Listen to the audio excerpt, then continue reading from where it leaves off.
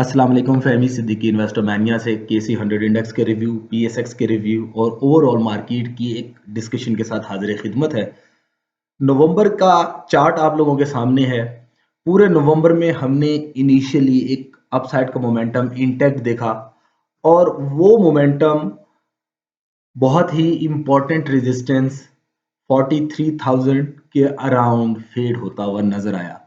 कुछ चार्ट्स हमने आप लोगों को इंडिविजुअली अपने प्रीमियम फोरम पे ट्विटर पे भी कुछ पब्लिश किए थे, लेकिन प्रीमियम फोरम पे हमने बहुत डिटेल के साथ चीज़ों को टाइम टू टाइम डिस्कस किया।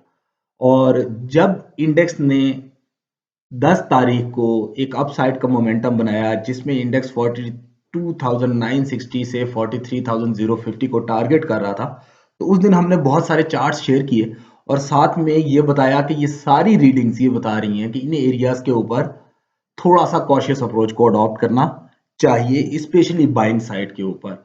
और यहाँ पे जो बुलिश मोमेंटम है इंडेक्स में वो फेड होता हुआ नजर आ रहा है और अल्हम्दुलिल्लाह हमने वैसा ही विटनेस किया। इंडेक्स ने 42,960 से 43,050 के जो लेवल हैं, जब मैक्सिमम 43,100 तक का हमने अपसाइड मोमेंटम इंटेक्ट देखा, फेड होते हुए देखा और लास्ट 10-11 सेशन से हमने इंडेक्स में बुलिश रिकवरी को फेड होते हुए बुल्स को ब्रीदर लेते हुए देखा और यही बात एक्सपेक्टेड थी।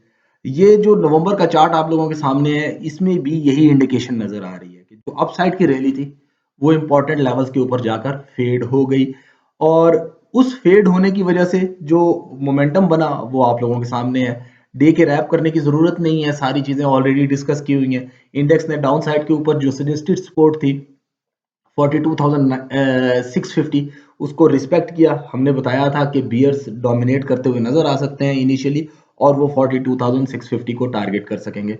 42,665 का हमने लो बनते हुए देखा। इंडेक्स ने एक बहुत ही मार्जिनल से गेन के साथ क्लोजिंग की।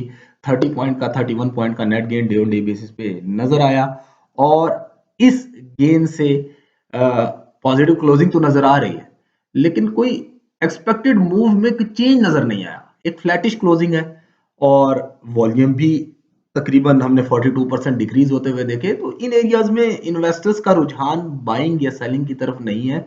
दे are adopting cautious approach, they are waiting कि इंडेक्स किसी अच्छी साइड के ऊपर ब्रेकआउट ट्रिगर करे।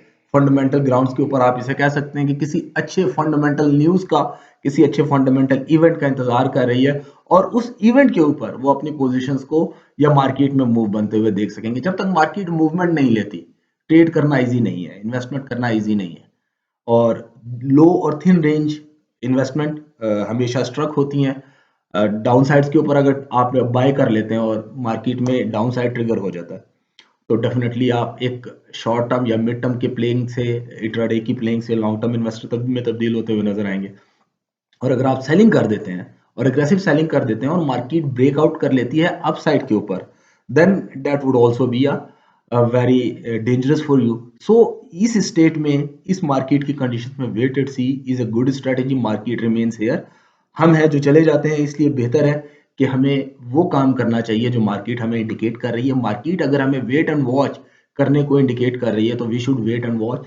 अब इतने दिन हो गए हैं कि इंडेक्स में मूव बनते हुए नजर आ सकते हैं। थिन रेंज जो थी वो कंप्लीट होते हुए नजर आ रही है। वॉलेटिलिटी इंडेक्स में बनती हुई नजर आ रही है। एक आध सेशन, दो सेशन में या हो सकता है इस वीक के एंड तक हम मार्केट में वॉलेटिलिटी को ट्रिगर होते हुए देख सकें। वॉलेटिलिटी का ट्रिगर होना मूवमेंट का जो बुल्स हैं उसके लिए या बेयर्स के लिए, जिसकी भी साइड पे फेवरेबल हो उसके अकॉर्डिंगली ट्रेड करें। बाकी इंडिविजुअल स्टॉक्स के एनालिसिस आप लोगों को ऑलरेडी सजेस्ट किए हुए, उनको देखें। और कल वाले दिन के लिए अगर हम चीज़ों को डिस्कस करें ना, तो कोई बहुत कल वाला सॉरी आज के दिन के लिए अगर हम चीज़ों को डिस्कस करें तो कोई बहुत ही प्रॉमिसिंग मूव नज़र नहीं आ रहे। लेवल भी ऑलमोस्ट सेम है और उन्हीं लेवल्स के अकॉर्डिंगली काम करना चाहिए। आने वाले दिन के लिए जो लेवल्स हैं वो सेम उसी तरह ही हैं जैसे हम पिछले 8-10 दिनों से डिस्कस कर रहे हैं। डाउन साइड पे जो इम्पोर्टेड सपोर्ट नज़र आ रही है मार्केट के लिए वो 42,650 से 42,540 के अराउंड है। 42,540 अगर टूटता है तो बियर्स फर्दर स्ट्रेंथन होते हुए नजर आएंगे। इससे ऊपर बियर्स भी कॉशियस अप्रोच अडॉप्ट किए हुए हैं और अगर 42,540 टूटता है तो 42,460 से 42,420 का लेवल टेस्ट हो सकता है। और ये लेवल हमने आप लोगों को 10 तारीख को बताया था कि करेक्शन या कंसोलिडेशन के लिए जो बॉटम बेस सपोर्ट नजर आ रही है वो 42,460 से 42,440 के अराउंड नजर आ रही है। अपसाइड के ऊपर 42,910 43,100 की रेंज एक्सपेक्टेड रेजिस्टेंस है, और इस रेंज के ऊपर सस्टेनेबिलिटी आती है तो थोड़ा सा अपसाइड एक्सपेंड होगा, जो कि इंडेक्स को 43,200 से 43,260 तक लेकर जा सकेगा। फॉर द टाइमिंग स्टिल 42,960 या 43,050 से 43,260 टू 70 की जो रेंज है वो कंसोलिडेशन की रेंज है। और यहाँ पे हम कंसोलिडेशन को ब्रेकआउट की सूरत में अगर इसके ऊपर सस्टेनेबिलिटी आती है तो एक ब्रेकआउट हो जाएगा। अगर वीकली क्लोजिंग इससे ऊपर हो जाती है तो that would be a further good closing, और मार्केट में समहाउ किसी ना किसी हद तक कुछ बुलिश रिकवरी इंटैक्ट नजर आ सकती है। अपनी दुआओं में याद रखिएगा। अस्सलाम वालेकुम वरहमतुल्लाह।